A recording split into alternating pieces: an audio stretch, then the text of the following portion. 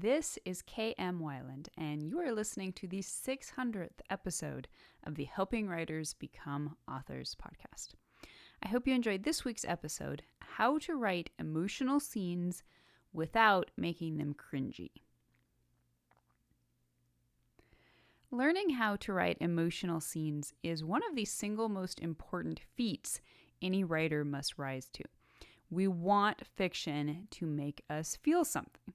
And I'm not talking about a little twinge of satisfaction here or there. I'm talking full-on emotional experiences. Tears, laughter, cheers, even rage on occasion.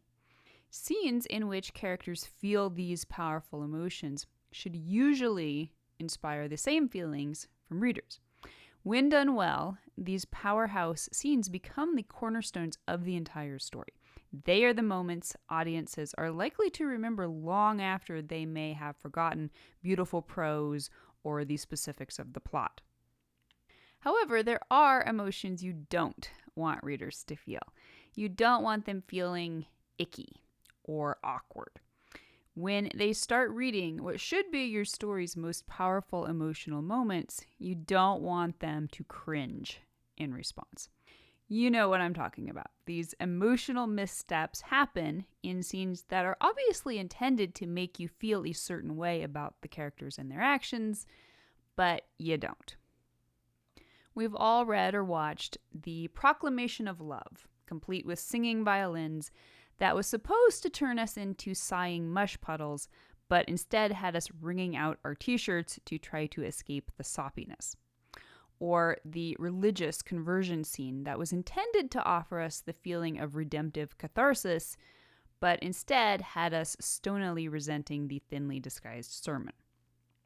Or the backstory reveal that was designed to get us sniffling when the emotionally repressed protagonist put it all out there and shared a vulnerable secret, but instead had us responding with skepticism and irritation because his quick turnabout made the confession feel phony. And the list goes on. In a recent email, reader Jessica commented to me about how when deeply emotional scenes are executed poorly, the audience just wants to run and hide. She says, and yet, some storytellers can pull this off, and not only don't you want to cringe, it's your favorite part of the story. So, I was wondering if you had any tips around the difference between achieving that heart-melting thrill versus falling into the cringe, cover your eyes for a moment kind of scene. Now, I completely relate to the sheer difficulty of creating emotional scenes that don't feel cringy. When I first started writing, these scenes were my least favorite to write. I cringed my way through all of them. I had to do a lot of soul-searching and work to figure out how to write emotional scenes. What I've learned over the many years since is that the single most important key to writing emotional scenes that truly pull their weight is verisimilitude. Basically, keep it real.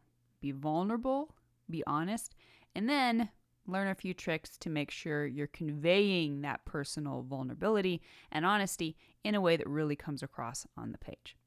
So today, I want to dig into this a little deeper. Now, if you think about our list of cringy emotional scenes from a minute ago, you'll notice all of them could just as easily be found in a list of anyone's favorite scenes. Love scenes, redemption scenes, personal revelation scenes. That's the stuff of great fiction. In many types of stories, these scenes are the exact reason we're investing ourselves in them in the first place. These scenes are the salt that brings out the story's flavor. So where do authors go wrong? Why can two different authors take the same sort of scene, with one of them producing something deeply moving, while the other just makes audiences want to throw up?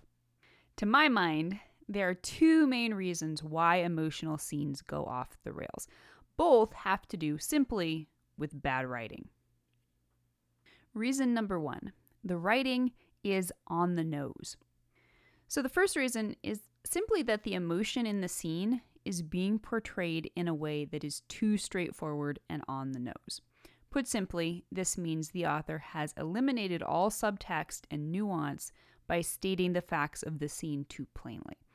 Not only does this rob realism, but it can also make readers feel as if the author is trying to force them to feel a certain way. Poorly done conversion scenes are a great example of this. Usually they are very heavy on words, sermons, confessions, prayers, etc., that are intended to convert not just the characters, but the readers. The problem is that if readers remain unconvinced for their own sakes, they are likely to feel unconvinced on the character's behalf as well. When the character then rises up a changed person, we cringe because, in fact, we aren't feeling it. And reason number 2, the writing is cliched. Quite often, the reason an emotional scene is on the nose in the first place is because the author has failed to look past the obvious choices for the scene. We might write that profession of love as a scene in the rain because where else would a dramatic proclamation take place?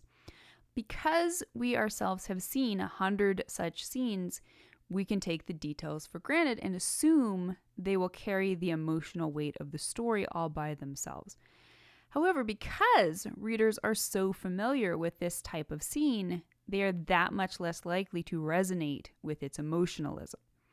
Now, this isn't to say familiar scenes are always the wrong choice, but you must realize you're walking familiar ground and work that much harder to bring the emotion to life in a way that is both unique and authentic to your story and your characters. The bottom line here is that readers cringe when they know the author is trying to make them feel a certain way and failing. It's like watching a stand-up comedian who is missing the mark so badly that you're embarrassed. Cringe.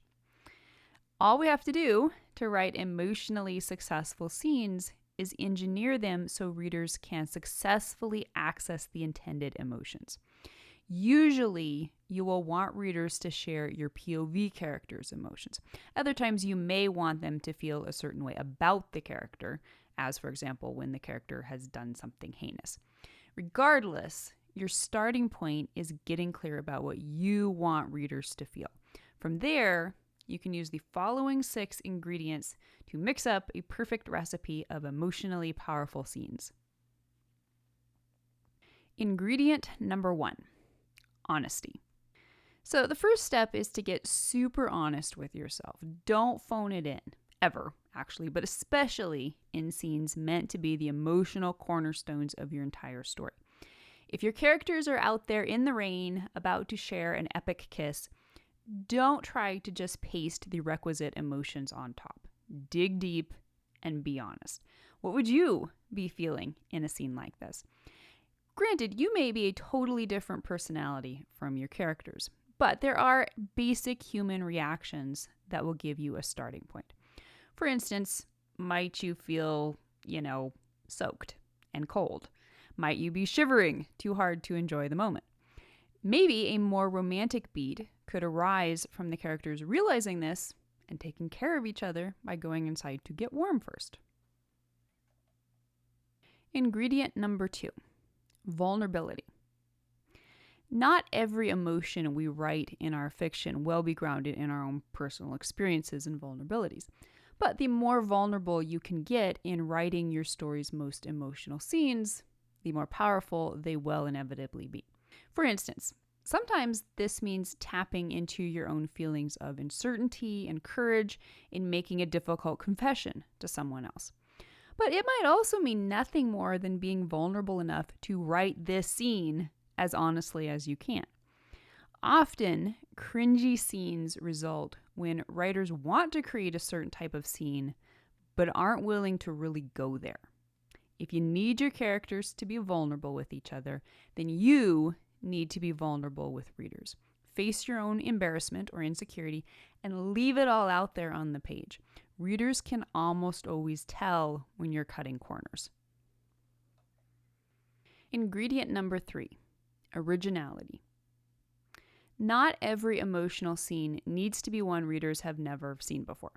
In fact, the universal scenes that we've mentioned previously are staples of good fiction, not least because they are staples in life.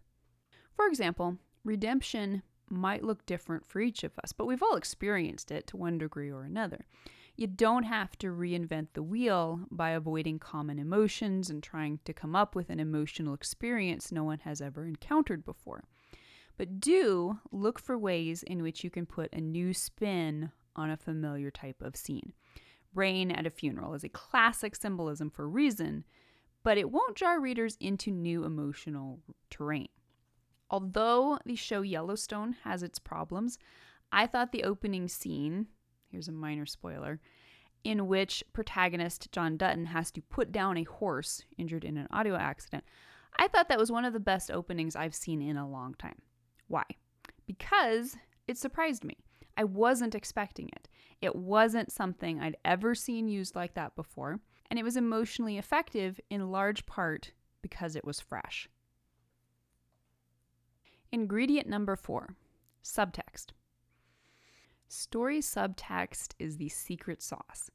What you don't say, what you leave between the lines, has the power to be some of the most emotionally powerful stuff in your entire story. This doesn't necessarily mean you can never say it, but at the very least, wait. Wait until readers have earned it. Wait until they're panting for it. The wait in itself can give them a reason to care. If you pop your redemption scene into the first chapter, readers will believe in it far less than if they've suffered through consequential chapter after consequential chapter with your characters. A careful use of subtext will aid you in building your readers' emotions so that when you reach your most emotionally important scenes, they are ready to feel their full impact. Ingredient number 5, context. Now, of course, where there is subtext, there must also be context.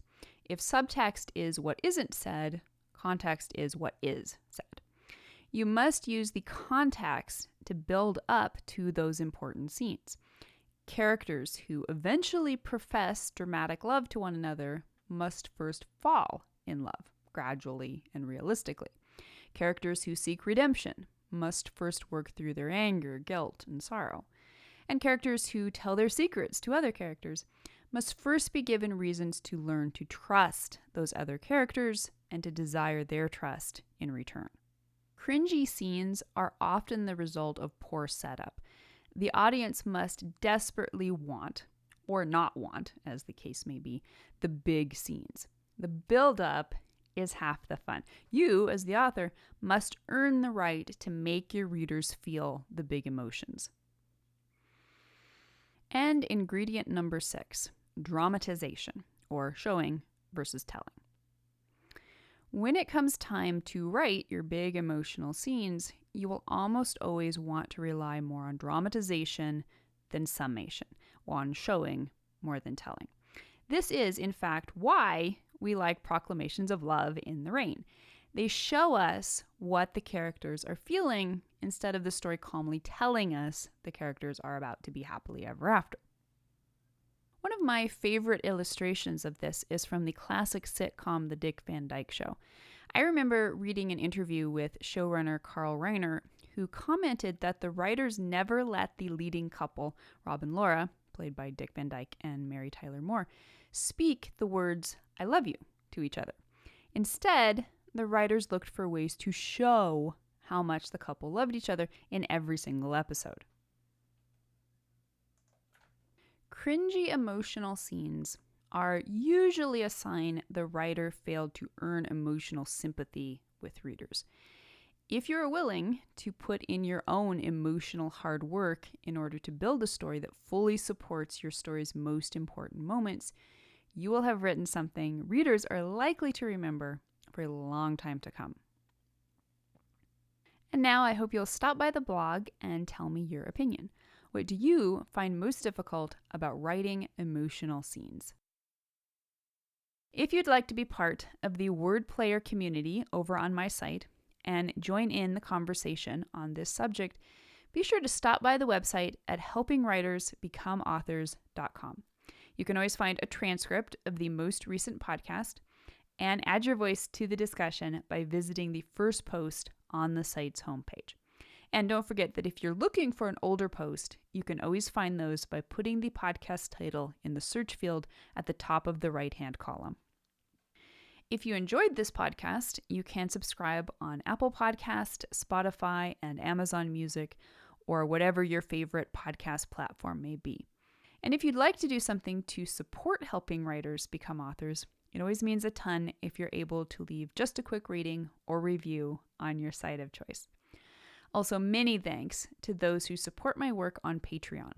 Your patronage helps make helping writers become authors and its many resources available to writers everywhere.